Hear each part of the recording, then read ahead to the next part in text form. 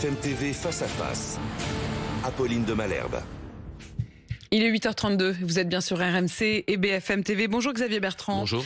Merci de répondre à mes questions dans ce studio ce matin. Vous êtes le président de la région Hauts-de-France. Nombreuses questions à avoir avec vous. On va revenir tout de suite sur l'accord qui semble avoir été trouvé entre les Anglais et les Français sur la question des migrants. Vous êtes aux premières loges avec la région Hauts-de-France. On va parler aussi du budget, du RN qui a été perquisitionné, puis du Tour de France que vous avez accueilli les 3 premiers jours et demi du Tour de France. C'était dans votre région. Cet accord trouvé hier donc entre Emmanuel Macron et le Premier ministre britannique sur l'immigration. L'idée, c'est une forme d'échange en quelque sorte, c'est-à-dire que la France récupère les migrants qui seraient arrivés illégalement en Angleterre et en échange, le Royaume-Uni accueillerait un demandeur d'asile, lui, de manière tout à fait légale. Est-ce que cet accord est de nature à résoudre les problèmes auxquels vous-même vous êtes confrontés au quotidien, ces migrants qui parfois meurent en mer en tentant de rejoindre l'Angleterre ? Non, et je pense que cet accord va aggraver la situation. Aggraver la situation ? Tel qu'il est aujourd'hui, tel qu'il est présenté, cet accord est un mauvais accord pour la France. Comme d'habitude, c'est un bon accord pour les Anglais.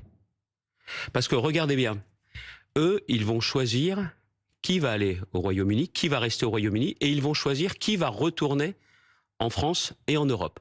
C'est-à-dire que eux auront l'immigration choisie, et nous, on va avoir l'immigration subie, ce qui n'est pas le cas aujourd'hui.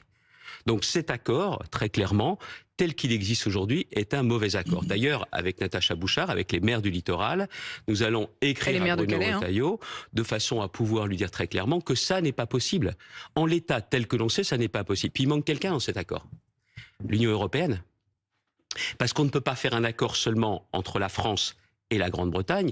Déjà, à l'époque, les accords du Touquet ne concernaient pas seulement le Royaume-Uni et la France. Il y avait aussi la Belgique. Là, s'il n'y a pas l'Europe, ça ne peut pas marcher. Emmanuel Macron a dit qu'il attendait la réponse justement de la Commission européenne. Mais il aurait dû le consulter avant ? Écoutez, déjà, nous, ça aurait été bien qu'on soit consultés. On est en première ligne. On représente des populations qui, depuis maintenant quasiment 20 ans, sont confrontées à ce problème.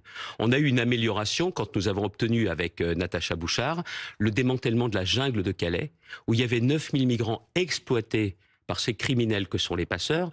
Et avec Bernard Cazeneuve, on a obtenu le démantèlement de la jungle. Aujourd'hui, ce qui se passe, et vous avez raison de le souligner, la Manche est un cimetière marin. Il y a eu près de 40 personnes qui sont mortes l'an dernier en faisant cette traversée. Vous savez pourquoi on a ce problème ? C'est parce que tout est de la faute des Anglais. Pourquoi tous ces migrants, tous ces malheureux exploités par les passeurs veulent aller en Angleterre ? Parce que là-bas, ils savent qu'ils finiront par avoir du travail.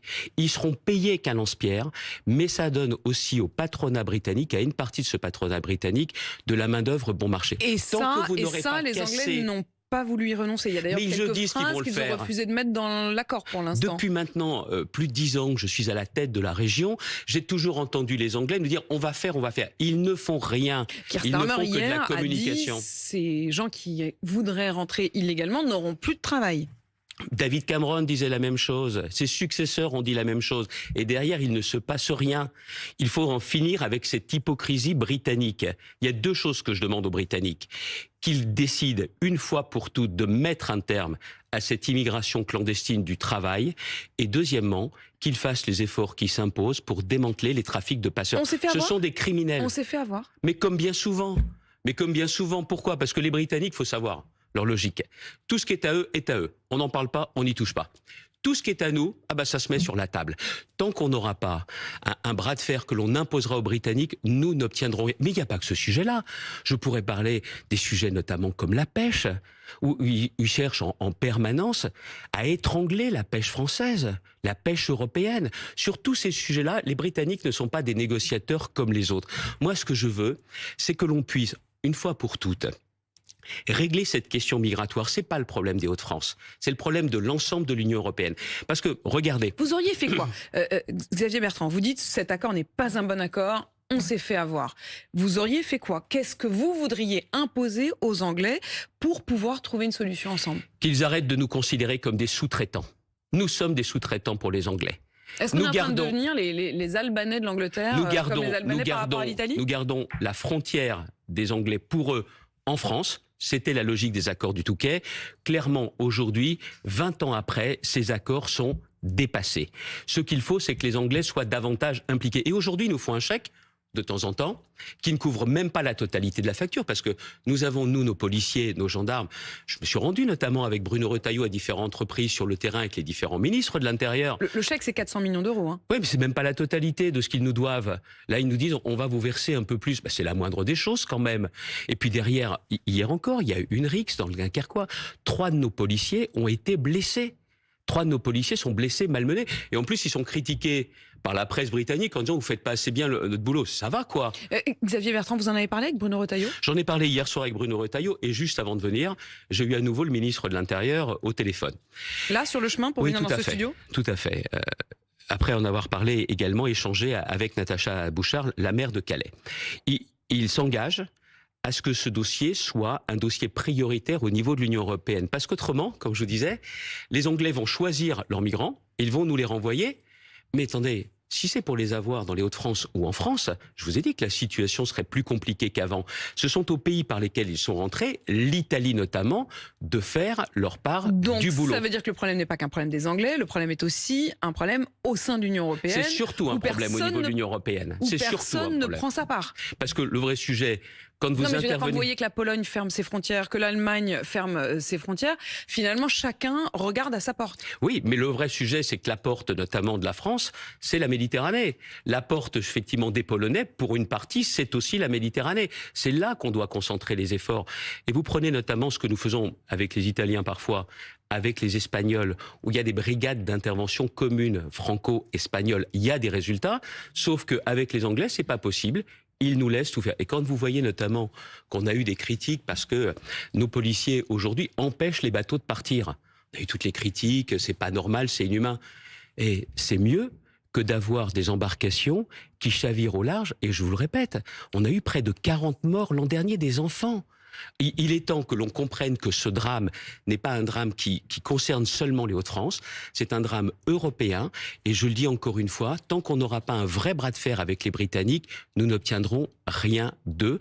Remettre les accords du Touquet sur la table, c'est un préalable. Et s'ils veulent pas du tout, eh bien on leur rend leurs frontières. Et vous allez voir que dans la semaine qui va suivre, ils vont changer d'attitude. On leur rend leurs frontières.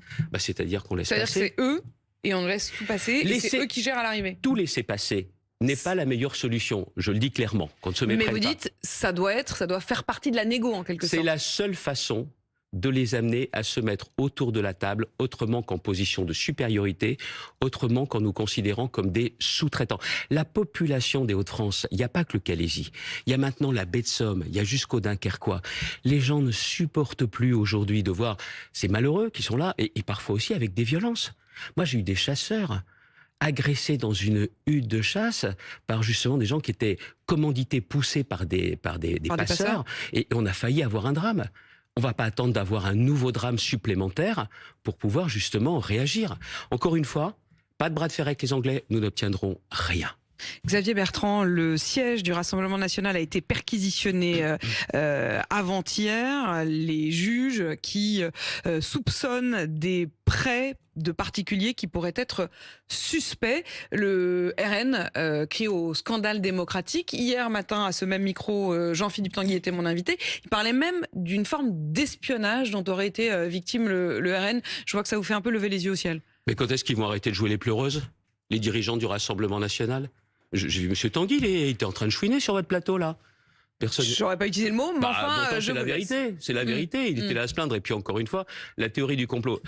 Ça, il ne faut pas croire aux coïncidences. Hein. Ça fait quand même beaucoup d'affaires pour lesquelles les dirigeants du Rassemblement national ont été condamnés. Il y a eu l'affaire des kits de campagne. Il y a eu la première condamnation en première instance de Madame Le Pen. Et là, on a le sentiment que c'est le système Bardella qui est en cause. C'est quand même un trait commun. Le Rassemblement national, ses dirigeants ont un problème avec le financement public, avec l'argent public. Il est temps qu'ils s'en expliquent. Je sais que les Français qui votent pour eux en ont tellement marre, sont tellement inquiets de l'avenir du pays, de l'avenir de leurs enfants, qu'ils cherchent bien souvent le mouvement qui va protester le plus. Mais il faut voir qui sont les dirigeants du Rassemblement national. Qui sont les dirigeants du Rassemblement national ? Qu'est-ce que vous voulez dire ? Les gens qui ont un problème avec le financement public. C'est pas moi qui le dis, c'est la justice qui l'a dit. Et puis j'aime pas aussi les dirigeants du RN qui disent impunité zéro. Hein. Ah, pas pour eux. Ah, pour eux, ce serait une exception. Puis quoi encore ? Et puis même la critique des policiers, ils sont toujours à défendre les policiers. Mais quand les policiers interviennent, ils sont armés jusqu'aux dents, ils viendraient pour les espionner. Faut qu'ils arrêtent la parano au Rassemblement national. Pardon, c'est pas de la parano. Tout ça, c'est un rideau de fumée. C'est se présenter comme des victimes qu'ils ne sont pas, parce que la justice, là aussi, dit très clairement. Et je comprends qu'il y ait beaucoup de fébrilité chez eux, parce que on voit bien la crise, non pas qui vient, qui est déjà là, entre dirigeants du Rassemblement national, les pro-Madame Le Pen, les pro-Bardella. Mais ça montre une chose, tout ça. C'est qu'ils ne sont pas aptes à gouverner notre pays et ils ne sont pas dignes de confiance, les dirigeants du Rassemblement national. Ils disent qu'il y a un problème de financement, d'accès au financement, que les banques françaises refusent toujours de leur prêter. Est-ce qu'il n'y a pas quand même en amont aussi cette question-là qui doit être posée ? Mais il n'y a pas qu'à eux, vous savez, pour financer différentes campagnes pour les régionales, c'était un parcours du combattant, même pour moi. La banque dans laquelle j'étais historiquement depuis 40 ans m'avait refusé également de me faire un prêt. Sous quel prétexte ? Donc ce ne sont pas les seuls. Tout simplement parce que les partis politiques ne sont pas sûrs des conditions de remboursement. Même quand vous êtes à peu près assuré de faire plus de 5%, ça ne les intéresse pas. Donc qu'il y ait une Donc banque en fait, même cet argument-là, qui serait on veut nous empêcher de faire ou de mener nos campagnes, vous dites c'est un comportement qui est face à tous les partis politiques et qui n'est pas réservé au RN. Évidemment. Et puis ça les autorisait à détourner les financements publics pour financer des kits de campagne hors de prix. Ils ont été condamnés. C'était les amis de Madame Le Pen à l'époque. Ils sont toujours restés avec Monsieur Bardella. Ils ont un problème, les dirigeants du Rassemblement national, avec le financement public. Ils ont un problème. Et puis je crois quand même qu'ils ont des milliardaires qui les aident généreusement, alors qu'ils arrêtent de faire les pleureuses. Qu'est-ce que vous voulez dire ? Il y en a des milliardaires qui leur ont prêté de l'argent. Il y a eu des prêts qui ont été faits, des financements. Là, en l'occurrence, les prêts, effectivement, sont des prêts de 250 personnes particuliers pour un montant de plus de 4 millions d'euros. Ça vous paraît... Vous avez l'air de dire... Non, mais je veux dire, vous pouvez pas dire ça sans avoir une idée derrière la tête. Ils arrêtent de jouer les pleureuses. Il y a aussi, derrière eux... Ce que vous voulez dire, c'est qu'ils ne sont pas exclus du système. Mais ils ne sont pas exclus du système.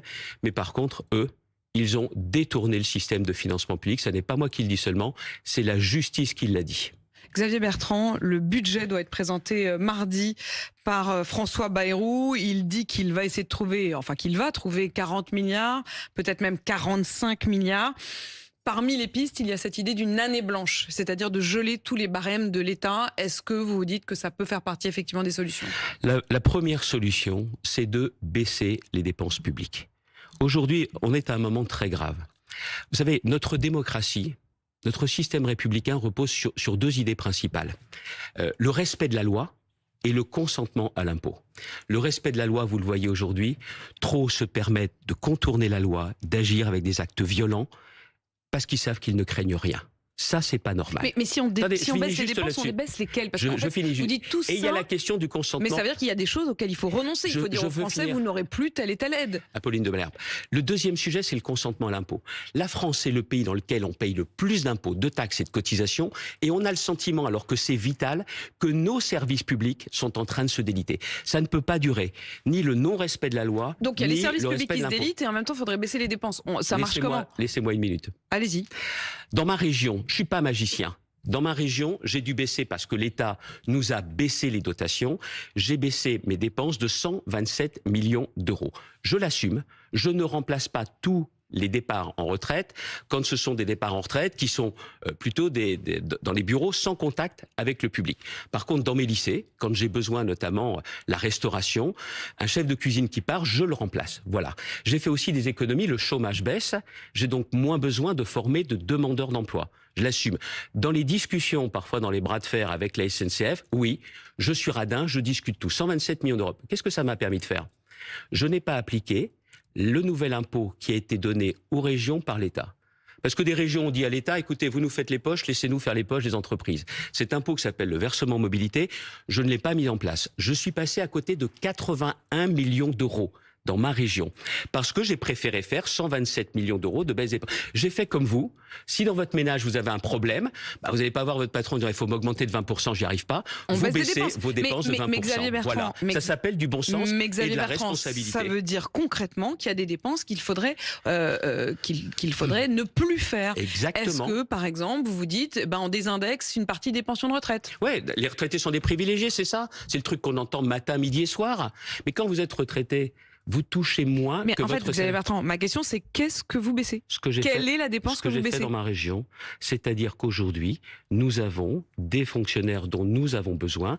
Il y en a certains qui, à l'occasion des départs en retraite, ne doivent pas être remplacés. Les agences, les fameuses agences. Je vais vous donner des exemples. Mais les types. agences, c'est des coquilles vides. Non, pas C'est-à-dire du que tout. le problème, c'est que si vous enlevez l'enveloppe, il y a quand même dedans... Du personnel, c'est il y a vrai. du personnel, il y a des politiques publiques, il y a des aides aux collectivités. Par exemple, la fameuse ADEME, dont on parle toujours, qui est l'agence d'accompagnement sur l'écologie. En fait, c'est pas juste une agence qui donnerait des conseils. Elle verse des prestations, elle verse des allocations, elle verse des aides aux collectivités Vous locales. avez raison, Apolline de Pour Malherbe. mettre en place un certain nombre de systèmes photovoltaïques, etc. Ça voudrait dire, vous enlevez l'agence ou vous enlevez les aides de l'agence? C'est ça ma question. Si l'agence coûte 100, vous n'économiserez pas 100. C'est ça la vérité. Et vous avez raison de le dire. Sauf que derrière, vous avez des frais qui sont des frais de gestion dont vous devez faire l'économie. Moi-même, j'ai des agences régionales pour lesquelles je baisse les budgets. C'est comme ça que je fais ces économies. Et puis, il y a aussi des nouvelles techniques qu'il faut utiliser. L'intelligence artificielle est là.